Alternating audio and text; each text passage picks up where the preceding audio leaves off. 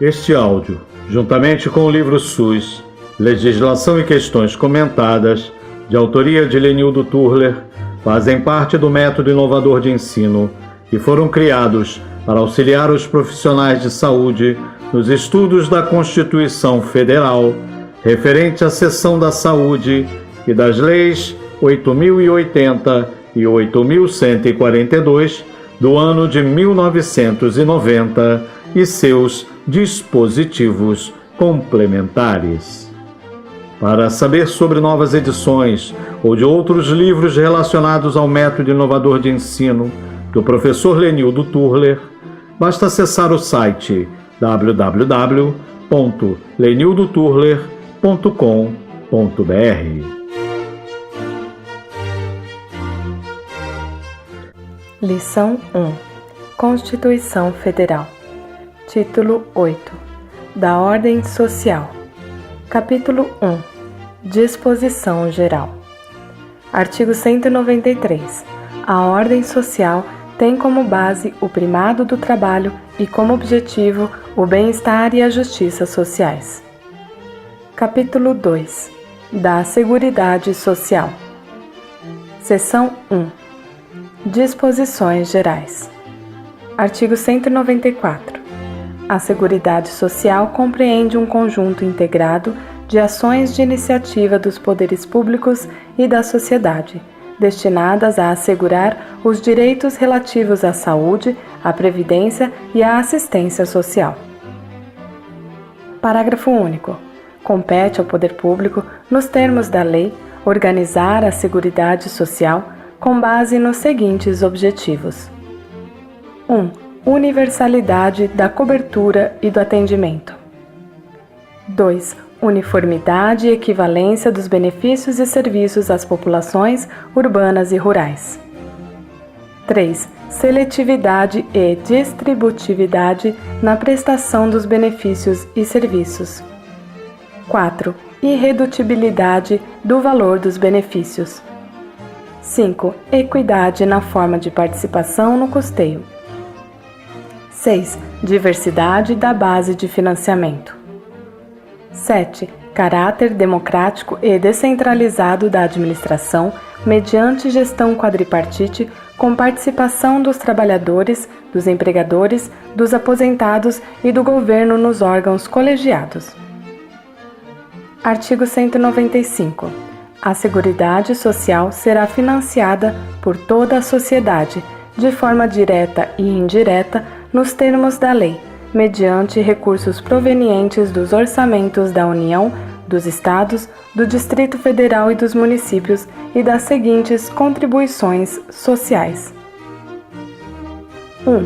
Do empregador, da empresa e da entidade a ela equiparada, na forma da lei, incidentes sobre a folha de salários e demais rendimentos do trabalho pagos ou creditados a qualquer título à pessoa física que lhe preste serviço, mesmo sem vínculo empregatício. B. A receita ou o faturamento. C. O lucro. 2. Do trabalhador e dos demais segurados da Previdência Social, não incidindo contribuição sobre aposentadoria e pensão concedidas pelo Regime Geral de Previdência Social, de que trata o artigo 201. 3. Sobre a receita de concursos de prognósticos. 4. Do importador de bens ou serviços do exterior ou de quem a lei a ele equiparar. Parágrafo 1º. As receitas dos Estados, do Distrito Federal e dos municípios destinadas à Seguridade Social constarão dos respectivos orçamentos, não integrando o orçamento da União. Parágrafo 2º. A proposta de orçamento da Seguridade Social será elaborada de forma integrada pelos órgãos responsáveis pela saúde, previdência social e assistência social, tendo em vista as metas e prioridades estabelecidas na Lei de Diretrizes Orçamentárias, assegurada a cada área a gestão de seus recursos. Parágrafo 3º. a pessoa jurídica em débito com o sistema da Seguridade Social, como estabelecido em lei, não poderá contratar com o poder público nem dele receber benefícios ou incentivos fiscais ou creditícios. Parágrafo 4º. A lei poderá instituir outras fontes destinadas a garantir a manutenção ou expansão da Seguridade Social, obedecido o disposto no artigo 154(1). Parágrafo 5º. Nenhum benefício ou serviço da Seguridade Social poderá ser criado, majorado ou estendido sem a correspondente fonte de custeio total. Parágrafo 6º.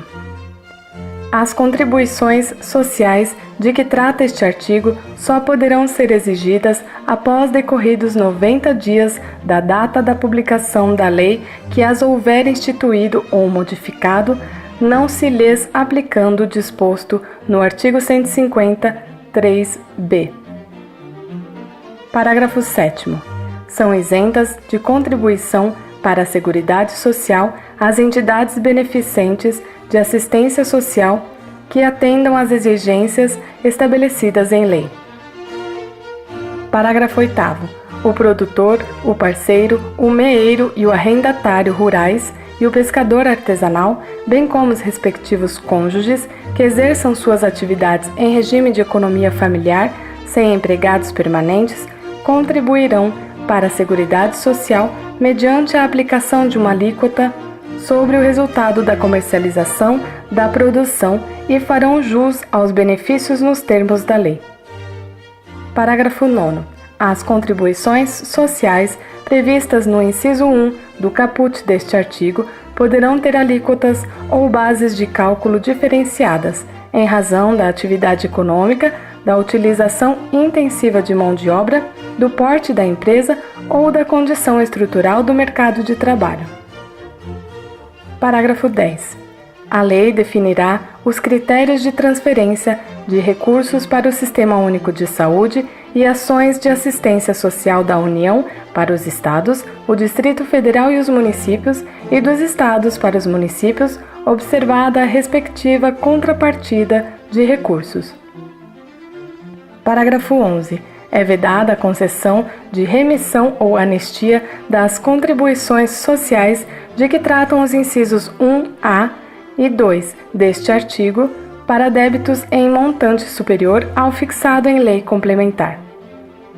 Parágrafo 12. A lei definirá os setores de atividade econômica para os quais as contribuições incidentes na forma dos incisos 1B e 4 do caput serão não cumulativas. Parágrafo 13.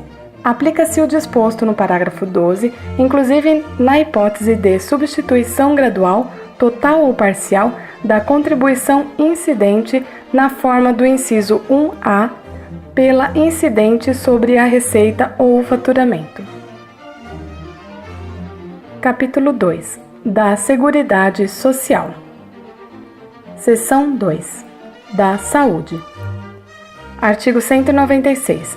A saúde é direito de todos e dever do Estado, garantido mediante políticas sociais e econômicas que visem a redução do risco de doença e de outros agravos e ao acesso universal e igualitário às ações e serviços para sua promoção, proteção e recuperação. Artigo 197. São de relevância pública as ações e serviços de saúde, cabendo ao poder público dispor nos termos da lei sobre sua regulamentação, fiscalização e controle, devendo sua execução ser feita diretamente ou através de terceiros e também por pessoa física ou jurídica de direito privado. Artigo 198. As ações e serviços públicos de saúde integram uma rede regionalizada e hierarquizada e constituem um sistema único organizado de acordo com as seguintes diretrizes. 1. Descentralização com direção única em cada esfera de governo. 2. Atendimento integral com prioridade para as atividades preventivas, sem prejuízo dos serviços assistenciais. 3. Participação da comunidade. Parágrafo 1º. O Sistema Único de Saúde será financiado nos termos do artigo 195 com recursos do Orçamento da Seguridade Social da União, dos Estados, do Distrito Federal e dos municípios, além de outras fontes. Parágrafo 2º. A União, os Estados, o Distrito Federal e os municípios aplicarão anualmente, em ações e serviços públicos de saúde, recursos mínimos derivados da aplicação de percentuais calculados sobre 1. No caso da União, a receita corrente líquida do respectivo exercício financeiro, não podendo ser inferior a 15%. 2. No caso dos Estados e do Distrito Federal, o produto da arrecadação dos impostos a que se refere o artigo 155 e dos recursos de que tratam os artigos 157 e 159, inciso 1, alínea A e inciso 2, deduzidas as parcelas que forem transferidas aos respectivos municípios.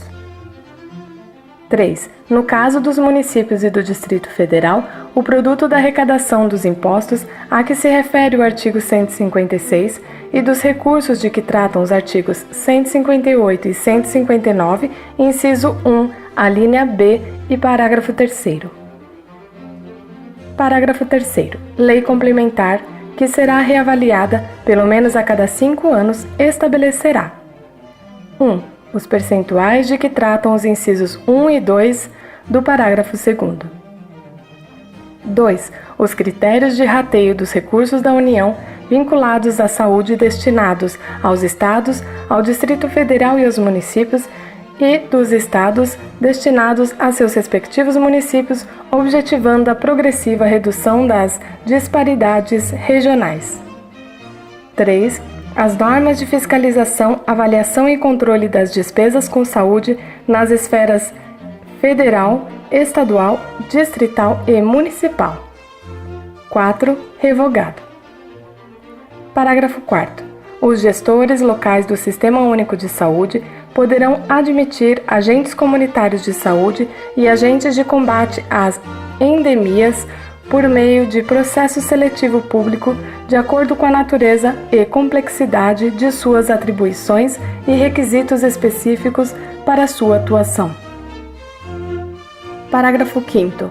Lei Federal disporá sobre o regime jurídico, o piso salarial profissional nacional, as diretrizes para os planos de carreira e a regulamentação das atividades de agente comunitário de saúde e agente de combate às endemias, competindo à União, nos termos da lei, prestar assistência financeira complementar aos Estados, ao Distrito Federal e aos municípios para o cumprimento do referido piso salarial. Parágrafo 6º.